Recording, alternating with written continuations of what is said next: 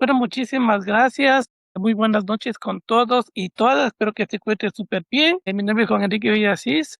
Tengo un doctorado en neuropsicología, así que hoy vamos a compartir rápidamente en estos pocos minutos, espero no poder alargarme, un tema realmente espectacular. Y lo digo así porque vamos a hablar sobre lo que es la neurobiología de la psicosis. ¿Sí? Ustedes saben que cuando se habla de neurobiología estamos embarcados en un contexto netamente neuropsicológico y el trabajo se realiza a la par con neurólogos profesionales. Vamos a hacer una exploración un tanto profunda, un tanto específica de los avances más recientes en todo lo que tiene que ver la complexión netamente biológica. Vamos a analizar un poquito la parte genética y un poquitito la parte terapéutica o psicoterapéutica de la psicosis. Por lo tanto, tenemos tres grandes contextos. Muy bien. Bueno, aquí he elaborado un cuadro casi bastante completo. Recordemos que la psicosis es un fenómeno clínico realmente complejo. Yo diría demasiadamente complejo. ¿Y por qué lo digo esto? Porque convergen,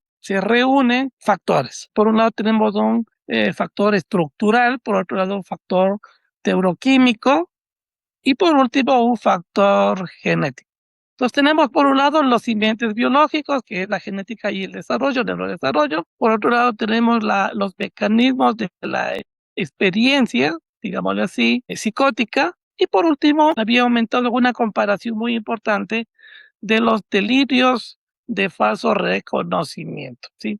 También conocida actualmente como los factores o la teoría de los dos factores. En los cimientos biológicos, el neuropsicólogo hoy en día ha logrado incursionar un poquito más allá del neurodesarrollo con el acompañamiento de los genetistas. Entonces, sabemos que si hay una poda sináptica excesiva, especialmente en la adolescencia, se ha logrado detectar que las microglias prácticamente son aquellas que eliminan las conexiones que son netamente neuronales de forma rápida, acelerada, violenta, agresiva, tienen la predisposición al desarrollo de la esquizofrenia, también conocido como psicosis. Entonces, tenemos por un lado un porcentaje mundial entre el 18 y el 31% de contenido genético que puede ser heredado, ¿sí? En Alzheimer como en psicosis. Pero en esta parte, de su lado izquierdo de la pantalla, existen algunas variantes de genes muy bien identificados que hace unos 5 o 6 años atrás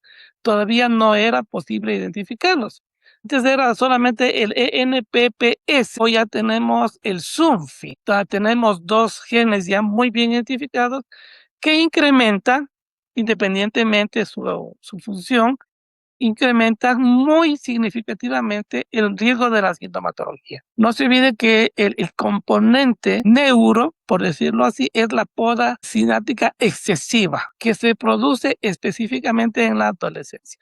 Y por otro lado, tenemos algunas alteraciones estructurales que se lo conoce como presinápticas, que es la reducción o la disminución en cantidad y calidad de la materia gris, especialmente en las áreas que ocurren en el lóbulo frontal, específicamente en el área prefrontal, ocurre antes, ¿sí?, de la primera crisis clínica. Entonces tenemos dos polaridades muy bien identificadas.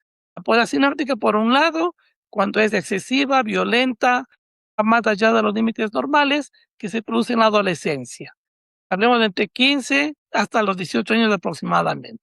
Tenemos el porcentaje casi similar entre el 18 y el 31% de heredabilidad tanto en Alzheimer por un lado, como también en la psicosis, de la crisis clínica. Yo diría antes de la primera crisis clínica, ¿ya? El contraste, por decirlo así, son los mecanismos de la experiencia psicótica.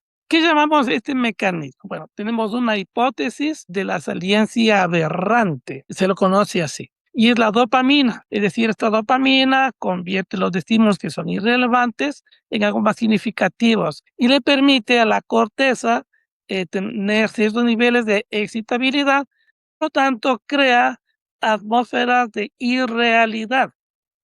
Escucha voces, fantasmas, de sombras, animales corriendo por ahí, etcétera. La hipótesis de saliente aberrante produce desequilibrios neuroquímicos de tipo multimodal. Yo diría que es uno de los factores más importantes, porque hay una interacción, digámosle así, disfuncional entre la dopamina, por un lado, el glutamato, si no mal no me equivoco, y el GABA. ¿Ya? Entonces tenemos ahí tres neurotransmisores muy importantes que altera el procesamiento sensorial. Ustedes saben que la estimulación sensorial se da en base a estos tres neurotransmisores. Por ejemplo, la dopamina en función normal, el glutamato por otro lado y el GABA.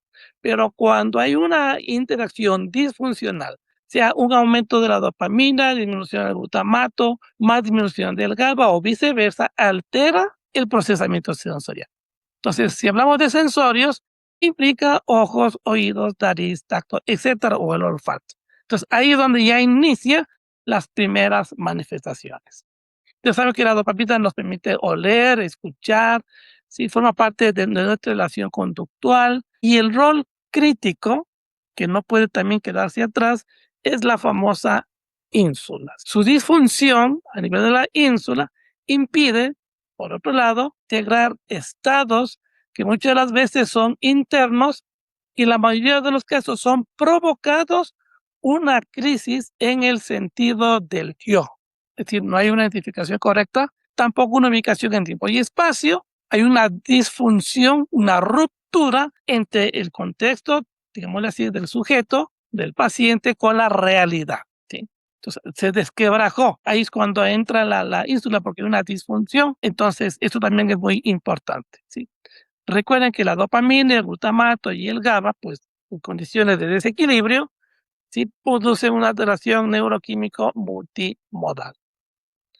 Muy bien, bueno, esta parte es un poco media compleja, pero bastante interesante porque se lo conoce así. Y he tratado en la medida de lo posible de utilizar un lenguaje no tan técnico. Y por último, he aumentado aquí lo nuevo, que es una comparación que se produce entre los delirios, y que no son de Ganesha, no son de persecución, sino de falso reconocimiento, también conocido como la teoría de los factores. Hoy cientificó ya dos factores, el Capgras, que es el impostor, y el Fregoli, que es un disfraz. Ahora, me preguntarán, bueno, ¿qué se hace ahí? ¿No? Bueno, obviamente hay una intervención netamente clínica, una intervención de farmacoterapia, medicamentos y la psicoterapia que, por cierto, tiene que ser enfocada en este nivel. Actualmente, yo más bien trabajo en los mecanismos de la experiencia psicótica antes que la teoría de los factores porque hay que depender dos situaciones. Primero, la edad del paciente y la condición socioeconómica. Sin embargo, lo que se intenta en algún momento en la psicoterapia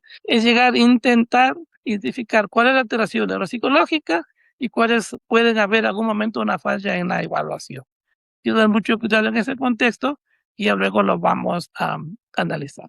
Sin embargo, en el Capgras, que lo vemos de la parte inferior izquierda de su computador, tenemos un daño en la corteza prefrontal, específicamente en el área ventromedial, que es una falla a nivel emocional. No se olvide que el sistema límbico, ¿sí?, es del centro de las emociones.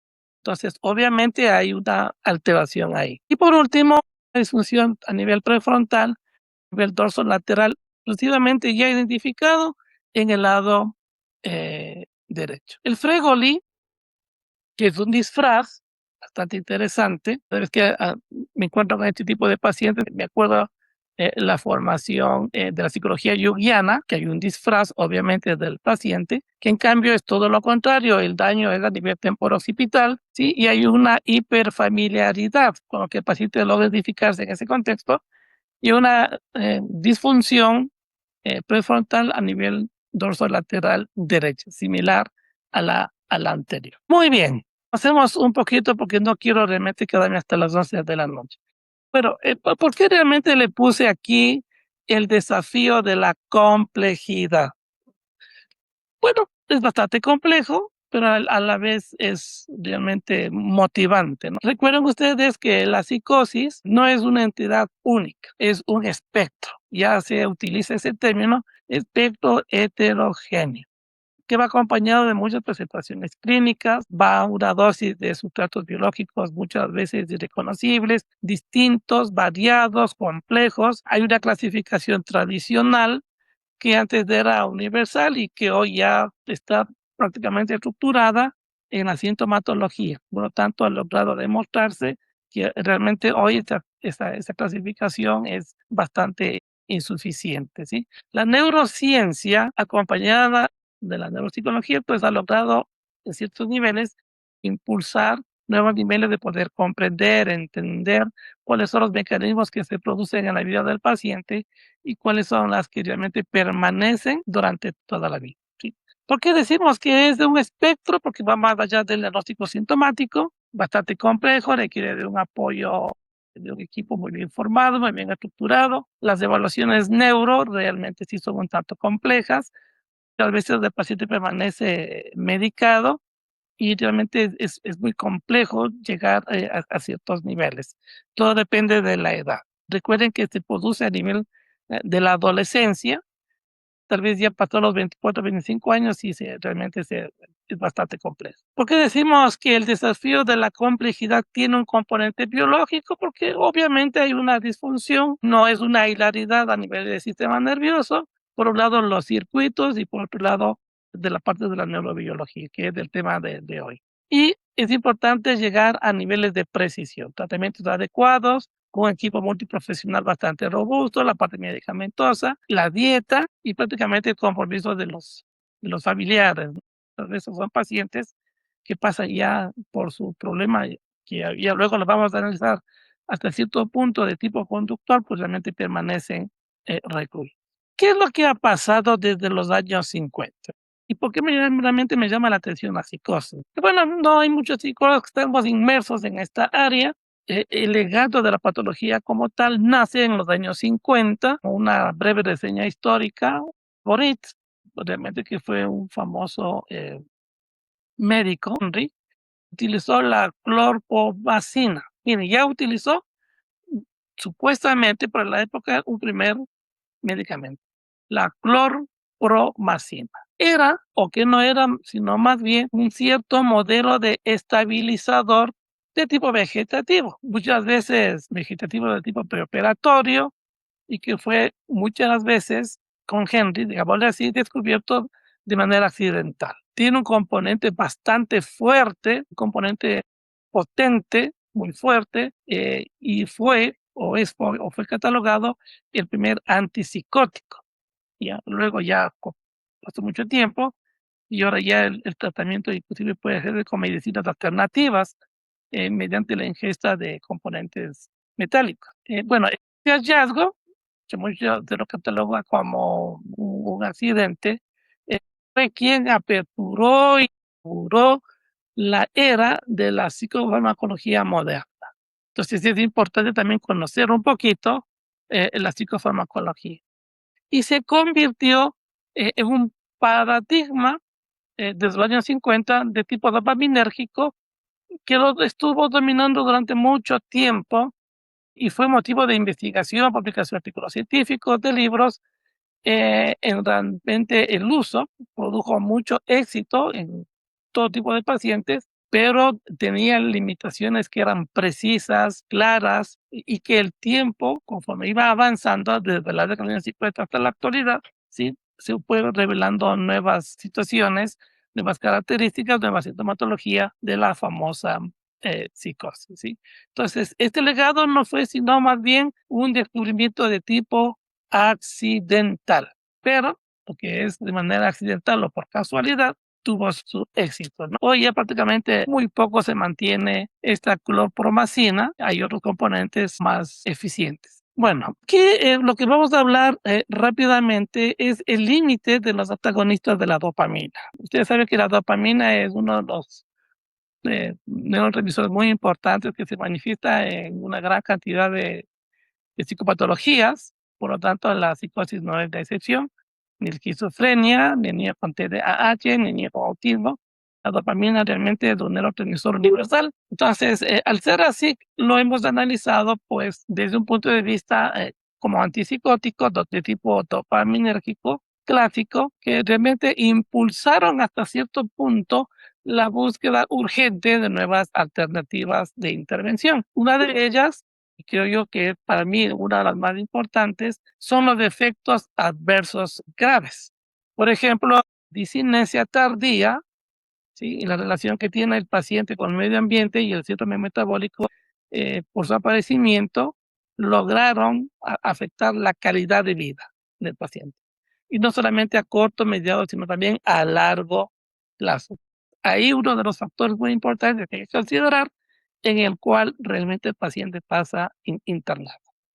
Un equipo multiprofesional que va desde el terapeuta ocupacional, ¿sí? ¿Sí? Y pasa pues hasta la trabajadora social. Luego tenemos unos síntomas de tipo refractarios, y muchas veces son de tipo negativos, ¿sí? Cognitivos, y que se escapan realmente al control, ¿no? Hay un bloqueo del D2, ¿sí? Prácticamente este D2 lo que hace es irritar la corteza, ¿sí? Y este bloqueo pues no le permite al paciente socializar el contexto que está, y no tolera el ambiente familiar. Sin embargo, intentar acercar al paciente al contexto familiar de a poco ha dado algunos resultados. El psiquiatra o el neurólogo hace su parte, pero depende, como le dije al inicio, de la edad, de la clase social, del medio ambiente, si se ha logrado obtener muy poco éxito, ¿no? Peor aún, lograr intentar utilizar pruebas neurológicas realmente sí son bastante complejas. Muchos de los pacientes pasan pues precisamente con su dedicación. Tenemos efectos adversos graves, tenemos efectos refractarios y tenemos nuevos modelos de investigación. La dopamina ha permitido realizar investigaciones, muy pocas en el país, ¿sí? Que va más allá del estudio de la dopamina, ¿no? De nuevas alternativas de tipo terapéutico. Pues ahí ingresó, un tiempo atrás, ingresó la terapia ocupacional, las alteraciones del lenguaje, ¿sí? Pero entraron otros profesionales que se incluye también el o la trabajadora social. Tratemos de conocer un poquito cómo es el cerebro psicótico. ¿Qué es lo que realmente pasa aquí adentro? ¿Sí? Bueno, ustedes saben que la psicosis realmente, al ser un espectro, hoy en día ha ido involucrando lo que se conoce en la neurociencia cognitiva, una tormenta neuroquímica multisistémica. Es decir, hay una disfunción que no solamente se limita a los neurotransmisores, especialmente la dopamina, sino que también a los circuitos, ¿sí? Del sistema nervioso, a la desregulación del glutamato, las alteraciones de los receptores del NMDA y a los sistemas como el GABA, que uniendo todos, junto con la serotonina y el sistema inmune, afectan e interactúan de manera ya de tipo patológico. Entonces, si hiciéramos en un paciente eh, psicótico, por decirlo así, una tomografía contrastada o una tomografía funcional, pues se va a identificar algunas manchas en blanco precisamente porque hay una tormenta, pulsión excesiva de neurotransmisores que llegaron a ser hasta con un nivel de funcionamiento motosistémica. Y aquí en este cuadro intento explicar lo que dije hace un momento. Involucra no solamente el lóbulo frontal, sino que también involucra, ¿sí? La corteza prefrontal, y esto le hace más complejo. Entonces va, por un lado, la corteza prefrontal, el hipocampo, va el sistema límbico, y unas alteraciones en las señales de sincronización se logró medir con 60 o menos hercios en la cama, y puede haber en el caso, perdón, de que la terapia muchas veces medicamentosa y la psicoterapia surjan efecto, puede haber una sincronización exitosa que luego habría que trabajar la memoria. Pero si no hay una sincronización, es decir, se presenta una desincronización de tipo neural, pues ya tendremos dos polaridades. Por un lado, los déficits de memoria, cualquiera que estos sean, y por último ya propiamente los síntomas psicóticas. En ese contexto, podemos decir que la conexión prefrontal, como vemos aquí en la lámina, y el hipocampo o hipocampal es la que genera el éxito en este tipo de tratamiento, ¿sí? Por lo tanto, si la conexión prefrontal con el hipocampo no existe, hablamos de una desconexión funcional, que muchas veces, como dije al inicio, tiene un componente genético. Pero ha habido investigaciones que datan del año 2025, unas muy pocas en el tipo de pandemia, esta desconexión funcional entre la corteza prefrontal y el hipocampo se producen en pacientes con psicosis que son muy activas, ¿sí? Muy irritantes. Y claro, aquí ya hay la psicoterapia en serie de tipo de manejo de conducta, cognitivo conductual, pero las oscilaciones en una banda de gamma ya corresponde a menor de 60 hercios, realmente ya son cruciales realmente para lograr obtener una sincronización. Esta alteración bastante compleja en psicosis, en lo personal, ya prácticamente, no es que me he convertido en experto, pero realmente motiva a investigar, a leer, a buscar nuevas alternativas de psicoterapia, permiten hasta cierto punto lograr correlacionar directamente con déficit que van desde la memoria, pasando memoria de trabajo, que ya sería una función ejecutiva, y algunos síntomas positivos, que no solamente tienen el componente neurológico, sino que también ya vienen algunos tipos de componentes como el del digestivo, la parte cardiológica, etcétera. Por eso es bastante complejo, ¿sí? Bueno, pues a esta para ver si que hasta el momento surgen algunas preguntas. Bueno, esta lámina, ¿sí? La revolución de los biotipos realmente es un nuevo modelo de intervención. Ustedes saben que la psicosis no es solo una enfermedad, es algo que le va a acompañar durante toda la vida y que va a tener crisis y que va a tener picos. La investigación, que data del año 2022 y finales de la pandemia, presentan realmente hoy en día un cambio espectacular, porque implica en la forma de clasificar por la sintomatología, por sus biotipos, a identificar subgrupos que muchas de las veces tienen una disfunción a nivel del circuito. La lámina de lo que habíamos visto, entre el cerebro, entre la corteza y el hipocampo. Y permite abrir nuevas rutas, nuevas puertas, nuevos descubrimientos para tratamientos que muchas veces son ya más personalizados que antes. Entonces, con esto, quiero decir que tenemos el primer clúster. El clúster es del biotipo de alta severidad, como decir, una clasificación que presenta algunas características neurobiológicas, una reducción casi total a nivel cortical. Eso implica que hay un menor grosor, eso ya es neurobiología de la psicosis, ¿sí? Un menor grosor cortical, específicamente en todas las regiones frontales. Hoy se ha descubierto en las regiones temporales. Si digo frontal, me refiero a los hemisferios. Cerebro, hemisferio derecho y hemisferio izquierdo. Y lóbulos, ¿no? Lóbulo frontal y lóbulo temporal. Y se han documentado más frontales y temporales en ese orden ya en estudios de neuroimagen. Hoy la psicología ya no es la misma de antes, ya los psicólogos estamos incursionando ya en leer y neuroimágenes, ¿sí? De interpretar encefalogramas, ¿sí? Y algunos otros instrumentos modernos. Dentro del clúster biotipo de alta seguridad tenemos la falla inhibitoria o alteraciones inhibitoria, una disfunción crítica observable, nivel cortical, y que se da en base a las interneuronas GABAérgicas, ¿sí? Interneuronas se demuestra muchas veces el comportamiento, al no haber alteraciones del lenguaje, pues cualquier persona creyera que en el diálogo es una persona que no tiene este tipo de patologías, pero conforme se va analizando y hay una entrevista, pues ya obviamente se logra identificar algunas otras características. Al inicio es muy engañosa, que no tuviera nada. Aquí vino a la consulta. Yo le veo normal, aparentemente, justamente por esto. Y en este clúster 1 tenemos el impacto también a nivel funcional. ¿Qué es lo que quiere decir esto? Mayores tasas de reingreso hospitalario, llegan a la terapia, hay que nuevamente reingresar a la parte hospitalaria, a la parte clínica, el centro, y menor empleabilidad sostenida en lo que es la parte medicamentosa.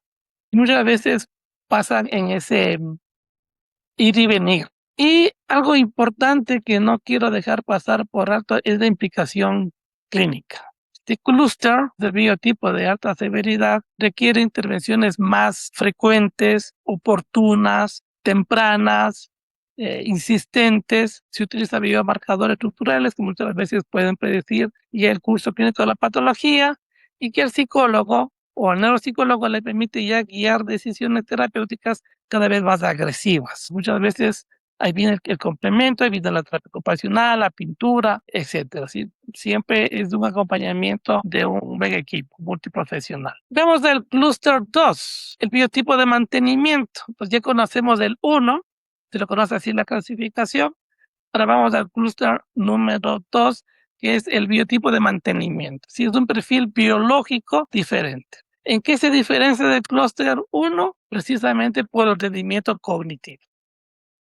Mientras que en el clúster 1, ¿sí?, era observable, podía darse cuenta. En el clúster 2, que es un biotipo de mantenimiento, el rendimiento cognitivo es cercano y muchas veces tiene controles como que fuera una persona sana, pero hay diferencias muchas veces biológicas que explican a través de la observación y de los informes de la historia clínica del paciente realmente el problema que es heterogéneo, ¿sí? Y el clúster 2, a veces en el área de la psiquiatría, se ha convertido en la clave, yo diría que es el eje principal para poder entender, bueno, qué es lo que pasa con la psicosis y generar respuestas de tratamiento que pueden variar desde lo más fácil a lo más complejo o viceversa, de una manera tan drástica en pacientes que ya con un diagnóstico muy bien evaluados. Y tenemos solamente estos dos, el clúster 1 y el clúster 2. ¿Qué es lo nuevo? El índice de perturbación, conocido también como PCI. No significa parálisis cerebral infantil, sino son las siglas en inglés. Índice de complejidad de perturbación. ¿Ya? Entonces, aquí tenemos una herramienta muy prometedora precisamente para tratar pacientes con psicosis. Viene la conectividad de tiempo real, el mapeo de la conectividad funcional mediante señales de electroencefalograma de alta densidad, justamente a nivel de las ondas teta. Es decir, es importante conocer las ondas que se evalúan en un EEG, ondas alfa, beta, gamma, delta y teta, a nivel de la teta. Recuerden que a nivel lóbulo frontal y lóbulo temporal. ¿Sí? 2, el marcador objetivo, que lo que hace es diferenciar, discriminar, separar, clasificar subgrupos que muchas veces son neurofisiológicos y tienen un alto nivel de precisión. Depende del equipo, ¿sí? Y muchas veces no dependen de los datos reportes emitidos por los médicos. Y luego viene una estratificación clínica que obviamente permite al paciente adaptar intervenciones de tipo bioespecíficas que son ya propias para cada paciente, para su edad, para el género.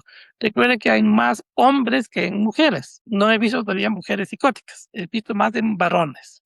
¿Ya? Bueno, ¿hacia dónde se pretende llegar con la neuropsicología? Hacia una medición más precisa. Si llega a una medición más precisa, una evaluación más precisa, por ende, hacia una medicina o un tratamiento farmacológico de mayor precisión. Aquí esta área ya de competencia al psiquiatra, yo solamente voy a tomar una parte muy importante porque toca trabajar con psiquiatras. Lo que se intenta es que la psiquiatría, ¿sí?, en el futuro no está ya en base a un tratamiento de tipo universal, como antes se lo hacía, ¿no? Ya la intervención psiquiátrica es mucho más dinámica, es mucho más investigativa, por decirlo así. Adaptan modelos de intervención biotipo específicos propios del paciente. La farmacología ha cambiado muchísimo, ya no es esa farmacología clásica, ortodoxa, no dopaminérgica, sino ahora se apunta a sistemas GABAérgicos que antes no existían, muscarínicos, peor,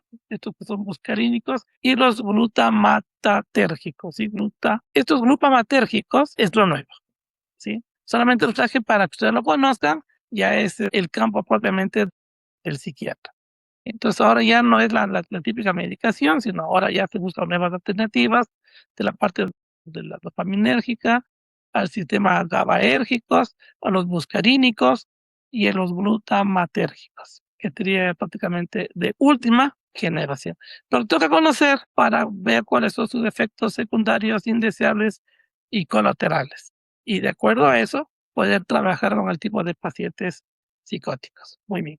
Bueno, el sanomeline-trospium ya es un ítem terapéutico, ¿sí? Sanomeline. Interesante esa palabra, parece que fuera algo complejo. Trospium es un hito terapéutico. Fue aprobado por la FDA en el año 2025. Es el primer agonista muscarínico M1/4 con efectos, que fue aprobado ya para esquizofrenia, con efectos espectaculares, si se requiere de la intervención de un modelo de psicoterapia agresiva. El mecanismo radicalmente es distinto a los antipsicóticos que se venían trabajando desde hace mucho tiempo atrás, yo diría los tradicionales, a los clásicos, a los convencionales. ¿Y por qué esto es revolucionario? Por 4 razones. Vale la pena conocerlo. Porque actúa sobre receptores colinérgicos. Estos receptores colinérgicos no actúan sobre la dopamina. Ahí radica la diferencia. El trospium reduce efectos que muchas de las veces son periféricos, como el xanomeline. Pasó del xanomeline al trospium. Y el perfil general de tolerancia es bastante significativo, que la intención es llegar a la mejoría. Son patologías que no tienen cura, pero sí puede ir mejorando, puede adaptarse a un nivel de medio social aceptable, la visita de la familia, en fin. Y abre, en el momento que se pasó del xanomeline al trospium, abre un contexto en la psiquiatría de un nuevo modelo, de una nueva clase farmacológica para la psicosis, que antes no la había. Recuerden ustedes que hace mucho tiempo atrás, es importante porque estaba revisando la historia, porque estoy justamente escribiendo un artículo sobre esto, cómo se manejaba con los chorros de agua a los pacientes psicóticos, ¿no? En unas condiciones deplorables, humanas, en unas celdas oscuras, frías, húmedas, malolientes y con un chorro de manguera para controlar, digámosle así, sus crisis, ¿sí? Que muchas veces era producto del medio ambiente en el cual se encontraban y de la ruptura del núcleo familiar. Hoy ya es todo lo contrario y lo que se espera en un futuro es que ya prácticamente en algún momento haya ya una intervención idónea, adecuada, precisa para ese tipo de pacientes. Tendrá que estar recluido, internado en un centro especial de atención, pero en el futuro se espera que vaya al núcleo familiar y regrese, en fin, que eso será motivo de un nuevo encuentro científico. Bueno, tenemos nuevas fronteras, TAR-1 y otros objetivos. Ulotaront demostró la eficacia antipsicótica sin bloqueo de 2. Qué maravilla, ¿no? Y se logró mejorar el perfil metabólico en algunos ensayos clínicos, especialmente en adolescentes. Luego tenemos los inhibidores GLIT1, que son inhibidores que lograron transportar de glicemia tipo 1. Bueno, aquí es algo de medicamentos, muy general, porque yo no soy psiquiatra, ¿sí? Pero sí vale la pena conocerlo, cuáles son los efectos que producen, ¿sí? Y lo que pretende estos inhibidores es potenciar la señalización NMDA, que son las crisis deficientes que pueden producirse próximamente en psicosis. Y la lesión de la vitoperina, ¿sí? Esto es espectacular, ¿sí? Esta vitoperina en sus primeros inicios fue un fracaso clínico, porque en su momento lo que permitió fue descubrir un modelo de subtipo, por decirlo así, de pacientes psicóticos en la selección de la diana terapéutica. Acá ciertas terminologías cambian, ¿no? La diana terapéutica se refiere al estado de alerta, que no pasen ahí solamente adormecidos, ¿sí? O como saben decir normalmente, para que hay dopados, ¿no? Esa diana terapéutica es la que permite estar activo, dependiendo de la medicación. Pero hoy ya no es así, ¿sí? Ahí existen ciertos niveles de influencia en el entorno y en la parte epigenética. La metilación del ADN ha ayudado muchísimo. Las modificaciones de los histonas, el conocimiento genético han logrado realizar muchas experiencias ambientales duraderos que ha permitido que ahí la psicoterapia pueda ingresar. Los microRNAs, como se escribe ahí, emergen como biomarcadores. Estos biomarcadores lo que hacen es medir el estado del ritmo a nivel de la corteza, el tiempo que dura, el tipo de lactancia, qué tipo está ahí latente, permanente, y luego baja y luego sube, con la intención de que llegue a un límite y no tenga una crisis, no tenga un pico hacia la parte más alta. Y eso no siempre es de tipo invasivo. Yo no sé recetar. De hecho, no es mi fuerte. Eso ya es netamente, pero toca conocer, porque muchas veces vienen a la psicoterapia, con el psicoterapeuta, pues ya toca leer. Que el psiquiatra no le va a decir nada, solamente va con la medicación. Bueno, ¿qué serán los efectos colaterales, secundarios, indeseables? ¿Qué hará si utilizo esta técnica? ¿Mejor que hago? Entonces, toca investigar. La neurotecnología de vanguardia sí, en algunos centros, por ejemplo, en el centro de San Juan de Dios de Nocoto, una maravilla, las pocas veces que he ido hacia allá. Esto ha permitido hasta cierto punto utilizar sondas de grafeno, que es una estimulación y un registro específicamente tipo neuronal. Miren, pasaron del electro, ¿sí? Electroshock hace un tiempo, y algunos que todavía lo mantienen, el electroshock, pasaron ahora a ondas de grafeno. Mire cómo ha ido cambiando. Yo tenía un paciente que, género femenina, tenía un trastorno ansioso depresivo. Tenía sus crisis, se da unos 10 años tal vez, en la que duró un buen tiempo la intervención. No se conocía las ondas de grafeno, se conocía el electroshock. Le hicieron electroshock. En su momento era una buena técnica. Es como rebobinar, no rebobinar, sino más bien formatear el disco, y logró cumplir con los objetivos. Hoy ya el electroshock aquí en esta charla no hay, ¿sí? Ya no hay.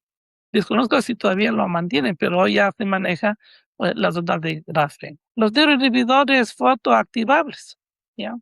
No hay aquí en el país, pero es una modulación bastante activa. Quizá al sitio indicado, utiliza una luz para suprimir, no eliminar, suprimir circuitos hiperexcitables, ¿ya? Entonces, onda de grafeno si hay acá, y control bajo demanda, que es una intervención ya en tiempo real, que puede participar el psicólogo sobre la hiperexcitabilidad patológica, ya en algunos casos conocidos como circuitos psicóticos, ¿ya? Aquí es el rol de los receptores. Aquí podemos darnos cuenta cómo los receptores de la serotonina, la dopamina, ¿sí? El GABA, aquí tomando solamente la serotonina, ¿sí? Cómo va cambiando del 5-HT1A al 5-TH2A al 5-TH4 y al 5-TH7. Bueno, ¿por qué no hay secuencia numérica? No sé, y tampoco me he puesto a investigar, ¿sí? Pero el 5-TH1 modula, controla, regula la ansiedad y la actividad prefrontal, ¿sí? Esta actividad prefrontal es, por decirlo así, el foco. El 5-HT2A está implicado en las alucinaciones y psicosis. El 5-HT4 potencia todo lo que es la consolidación de la memoria. Recuerda que en el hipocampo se consolida la memoria, y en el sistema límbico las emociones. Aquí lo que hace es una sobreestimulación a nivel del hipocampo y afecta todo tipo de memoria. El 5-HT7 regula los ritmos circadianos y los ritmos cognitivos. Bueno, no hemos logrado evaluar aún todavía coeficiente intelectual en este tipo de pacientes. Es bastante complejo, por algún momento me arriesgaré y escribir un artículo. Bueno, estos, el rol de los receptores de la serotonina, son más bien antipsicóticos procognitivos, que en su momento lo que hacen es precisamente convertirse en fármacos. Creo que algunos ya los conocen como la risperidona y la lurasidona. Yo la risperidona sí la conozco y la conozco súper bien, pero la lurasidona no. Sí, parece que ahí es un nuevo tipo de antipsicóticos procognitivos. Y como la psiquiatría siempre ha utilizado términos bastante complejos, tampoco sé por qué es procognitivos.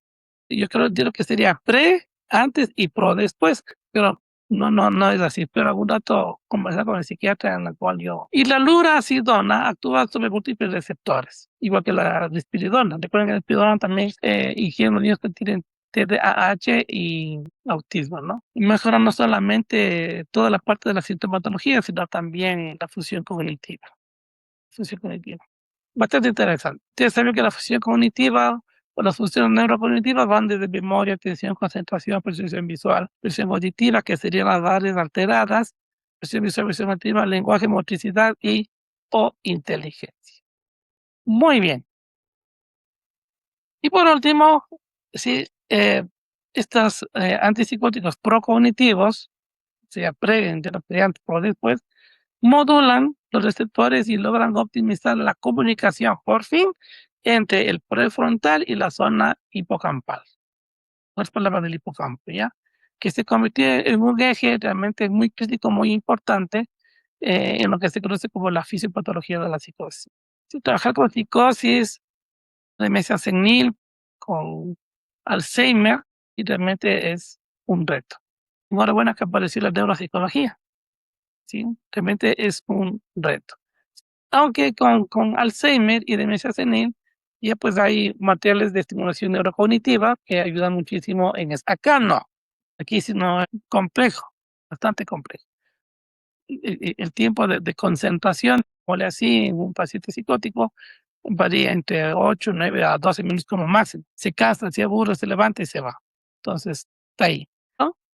En otras, una demencia senil o en Alzheimer, netamente estimulación neurocognitiva, sí ha dado muy buenos resultados. Espero podría dar mejores también. Todo depende del compromiso que genere la psicología en esta nueva etapa, que es importante en el país. Y el mapa genético, por fin, ¿sí? Se convirtió como una parte vulnerable. Este mapa genético cumple 3 funciones. Es complejo porque se analiza el cromosoma 6. Recuerden que el cromosoma 15 es del autismo, el TDAH no recuerdo porque es del 8, pero el cromosoma 6 es un factor de riesgo genético mucho más complejo, más significativo, muy importante y tiene implicaciones que van desde la parte inmunológica bastante profundo y ha sido identificado hasta la fecha.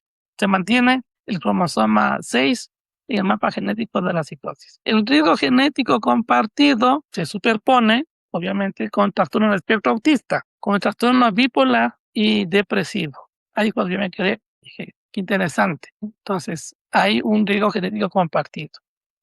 Ahora, eso no significa que el niño con espectro autista desencadene un espectro de psicosis. Todo depende de una muy buena evaluación que se lo haga a tiempo. ¿Sí? Recuerden que la adolescencia es del foco en donde aparece la psicosis. Todos estos tienen un estudio neurobiológico. Y por último, genes a circuitos.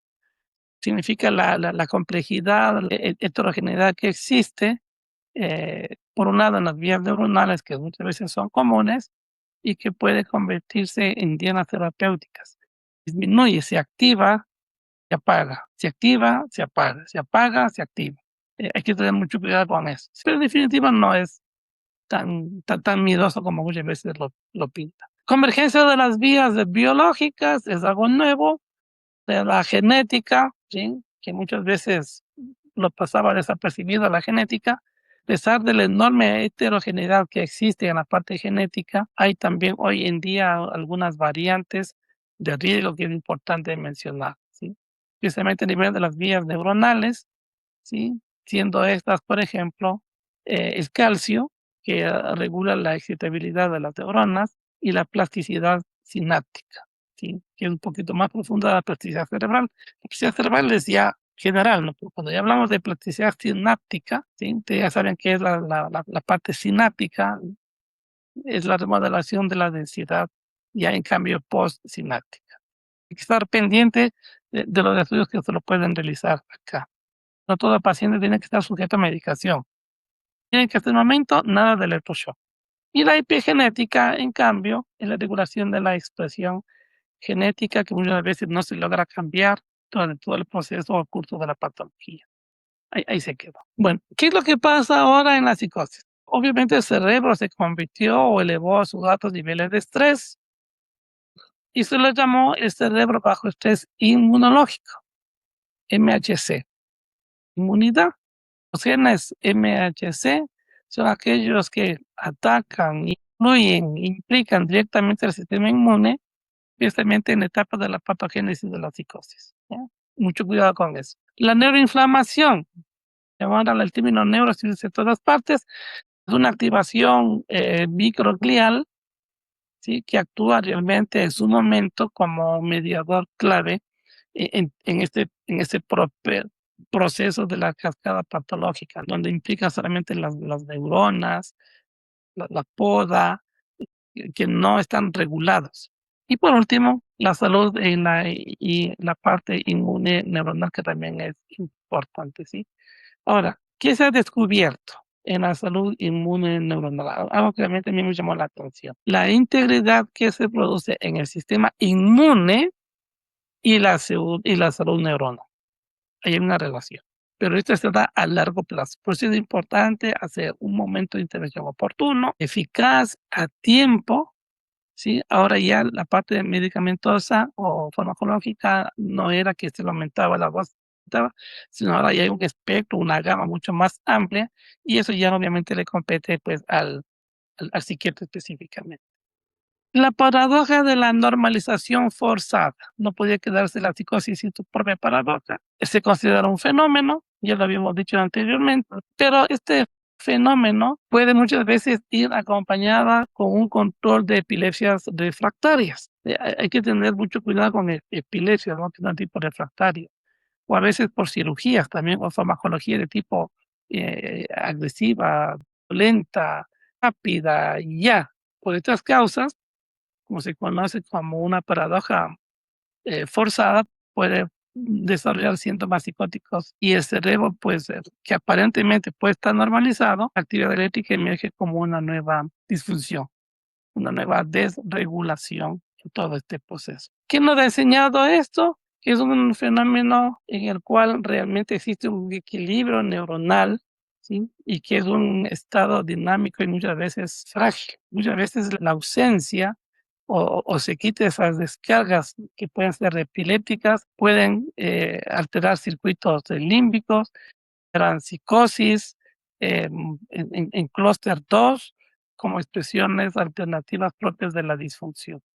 En un próximo encuentro hablaremos específicamente de cómo intervenir en el contexto psicoterapéutico. Ya para ir terminando, pues mira, aquí tenemos algunos circuitos de inhibición y psicosis bastante interesante, por cierto, inhibición dominante, reconfiguración de la red, carga límbica, psicosis, una síntesis psicótica, etcétera. Entonces se convirtió en un círculo que puedo comenzar por la inhibición, puedo ir a la reconfiguración de la red, etcétera, ¿sí? O puedo ir a la inversa, de arriba a abajo, de izquierda a derecha, o del centro hacia los lados. Parece tanto complejo, pero en el fondo no es así. Hay que tomar en cuenta cuál es la anatomía funcional, hay que leer los exámenes las neuroimágenes, muchas veces pueden también ser producto de una postcirugía, puede producirse también en algunos de estados inhibitorios que son de tipo dominantes, ¿sí? Y favorecen algunos síntomas que pueden ser de tipo psicóticos. La pregunta central para terminar, ¿la psicosis es el resultado de descargas límbicas persistentes o de un nuevo desequilibrio químico?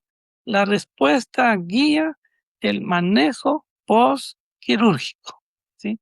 Muchas veces puede hacer la cirugía, ¿puede hacer la cirugía? Sí, muchas veces, ¿no? Pero aquí en este país todavía la intención es en algún momento llegar allá, ¿sí? Con la instalación de algunos microchips. Pero bueno, ya iremos mejorando. El dilema de la medicina basada en evidencia, que ya prácticamente sería ya para terminar por el tiempo, tenemos el reto ético del placer. Eso del placebo ha sido historia de hace mucho tiempo atrás. No voy a hablar mucho sobre eso, porque ustedes conocen muy bien qué es el placebo. El consentimiento cuantitativo tal vez es algo nuevo, que consiste en informar los riesgos, la transparencia, los niveles de afectación, qué tipo de reclutamiento se puede hacer. Y el beneficio personal versus el altruismo es una brecha que existe entre el beneficio, lo que se espera, y la contribución colectiva que se puede dar en su momento. Bueno, vamos terminando hacia una psiquiatría de precisión del año 25 a 26. Es algo nuevo.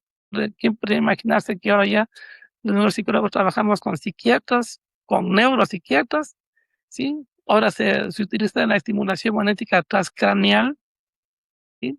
Recibo una formación aquí en el equipo. La intención es hacerlo en la red, ¿sí? Un curso de estimulación magnética transcraneal. Un poco costoso por el equipo, pero se está utilizando eso. Y no solamente en la parte de esta estimulación magnética transcraneal en psicosis, sino también en niños con autismo. Es la novedad, ¿sí? Pasaron del neurofeedback, acuérdense ustedes, a la estimulación magnética transcraneal. Yo he decidido esperar un poquito más del tiempo porque a veces estos equipos como se actualizan, ¿sí? Entonces hay que esperar un tiempito más, ¿sí?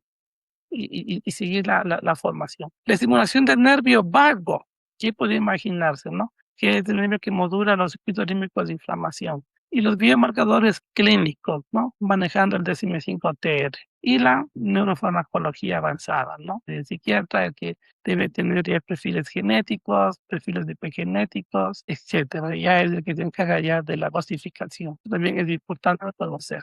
Yo lo puse así para que se den cuenta. La raya blanca es la que indica acá arriba el nervio vago, pero este es el nervio vago, ¿sí? Y cada alguien se imaginó, o cómo nos íbamos a imaginar, que realmente sirve estimular el nervio vago. Bueno, estos son los tratamientos que se están realizando ya en la psicosis. Bueno, conclusiones. Neuroterapéutica en los hospitales, que muchas veces puede ser un paciente de ida y vuelta, ¿sí? Y por último, resiliencia, el mindfulness, interesante. Y la resiliencia, ¿no? También es algo muy, muy importante. Bien. El futuro, el cerebro como red. Se va a mantener el paradigma de dos, el receptor de dos único, que es el estándar de cuidado que define nuestra era. La parte genómica, de inmunología o inmunológica, parte de la neurotecnología. Yo tuve la oportunidad de participar en algunas intervenciones o algunas neurocirugías en un hospital público de por acá para hacer evaluaciones con cerebro abierto. Entonces ya miren dónde he ido incursionando también en esa nueva área. Y aparte de eso, pues también tenemos la medicina de precisión, que netamente le corresponde ya al paciente. Bueno, creo que con esto justo he terminado. Bastante interesante, algo novedoso. Qué chévere que estemos 21 personas. No he decidido alargarme hasta las 11 de la noche, pero más bien he tratado de condensar. Así que doy paso a las preguntas, a los comentarios. El próximo encuentro vamos a preparar una batería para eh, una capacitación para este tipo de pacientes. Muchas veces estamos acostumbrados a las tradicionales, pero estoy más que seguro que los psicólogos, los nuevos que vienen, que nos van a reemplazar, van a tomar la posta de los que hemos hecho investigaciones acá en el país, pues tiene que estar ya a la vanguardia de nuevas evaluaciones, lectura de neuroimágenes, etcétera. Entonces, doy paso a las preguntas, a los comentarios, ¿sí? Y estar atentos, pues, porque felicitar a la red, ¿sí? Que ha permitido realizar esta serie de webinar muy interesantes, realmente muy interesantes, con un alto nivel de formación y eso es importante. Yo trabajo exclusivamente en el área de las neurociencias, por eso que a veces mis temas solo están directamente relacionados a la neurobiología, pero veremos también próximamente algunas pruebas nuevas, porque acá no llegan todavía. Sí, pero es bueno conocerlas. Yo creo que eso hay que rescatar de la red, que estamos empeñados justamente en este sentido, de capacitar, de formar círculos de estudio, en fin. Entonces, como alguien sabe decir por ahí, lo mejor está por venir. Sí, hemos tenido un pequeño conversatorio así muy brevemente sobre el próximo congreso. En terapia ocupacional también es bueno que conozcamos esos nuevos aportes que se hacen y que acompañan a la psicología. Y gracias pues a la red que ha permitido compartir con ustedes este tiempo, ¿no? Yo consideré bastante agotador quedarme hasta las 11 de la noche, pero estimo que en la próxima, pues, ya tendría un horario ya más, como se dice en los medios de comunicación, un horario más familiar. Así que les doy, la palabra. Me gustaría decirles que por favor abran las cámaras para conocerles. Qué bueno que por ahí estén, personas, con esa sed de conocimiento. Eso me motiva. Por ahí Anderson me está aplaudiendo. Ángel me está mandando bonetes, si es que se llama así, Blanca los corazones. Sí, es un tema realmente complejo, pero no podemos intentar tapar el sol con un dedo, ¿no? No, o sea, eso es realmente impensable en la nueva generación de psicólogos de este bello y hermoso país. Y aproximadamente hablaremos de la neurobiología del niño en autismo, que es algo espectacular, pero la intención es motivarles para para este tipo de encuentros que se está realizando, ¿no? No podemos intentar tapar el sol con un dedo. Y la situación del país amerita que nueva generación de psicólogos estemos ya a la vanguardia, que vayamos trascendiendo más allá de lo normal. Esto no se ve en la universidad, esto se ve en la práctica diaria y muchas veces en las maestrías. Se ve ahí, como se sabe decir, ahí donde las papas queman. Entonces ahí con el paciente, con la familia, con la trabajadora social, con el terapeuta ocupacional, con el neuropsicólogo, ahí es donde se ve y el compromiso que tiene que haber entre este equipo multiprofesional. Muchísimas gracias. Doy paso a las preguntas. Terminar. Dame un minutito, alguien me estaba preguntando compartir las presentaciones. Sí, yo les hago llegar, no hay ningún problema. Porque no queden en el sueño el tema de los gustos, sino que eso les motive para investigar. Hoy el psicólogo tiene que publicar. El psicólogo que no publica, ya les daré llegar ya mi último artículo que ya está en revisión y próximamente va a ser publicado en una nueva revista indexada, ya con esta cumplía ya 30 artículos y un libro. Investigar, no se queden ahí, no se duerman en los laureles. Publicar, todo investigar, es la única forma. Y a veces ni el título sirve para los concursos de merecimiento y exposición. Es importante publicarlos. Mira, ya Sara me pregunta en dónde publico. Me dice, buenas noches, quizás el autismo es una psicosis infantil. Desde la católica se creía que era una psicosis infantil. Eso habría que verlo en la próxima charla sobre neurobiología del autismo. Antes era considerada una psicosis infantil. De hecho, fue publicada en el DSM-3 y abolida en el DSM-4. Uno dice en el DSM-2, ¿sí? Pero es un tema bastante interesante. Muchísimas gracias, Dalaré, y un abrazo a todos. Antes de finalizar, queremos expresar nuestro profundo agradecimiento al doctor Juan Enrique Villasís por compartir sus conocimientos y expresar em, toda esta valiosa información sobre lo que es la neurobiología de la psicosis. Gracias también a todos los participantes por acompañarnos sabiendo que esta hora es un poco complicada y por mantenerse activos y fortalecer estos espacios de aprendizaje. Desde la Red Ecuatoriana de Psicólogos continuamos promoviendo encuentros académicos que contribuyan a la actualización y al crecimiento profesional. No se olviden de participar de nuestro próximo evento, que es el Congreso de Neuropsicología Aplicada, que pueden aún inscribirse. Doctor, ha sido un verdadero honor contar con su presencia. En nombre de toda la red, muchísimas gracias. Y con esto damos por finalizada la jornada del día de hoy, que fue bastante extensa. En la mañana con el diplomado del DS, luego con la masterclass y ahora terminando con broche de oro con la neurobiología de la psicosis. Muy buenas noches a cada uno de ustedes y quienes también nos acompañaron en las redes sociales, pues gracias por quedarse hasta el final. Un abrazo y nos vemos en nuestro próximo encuentro. Que tengan una buena noche.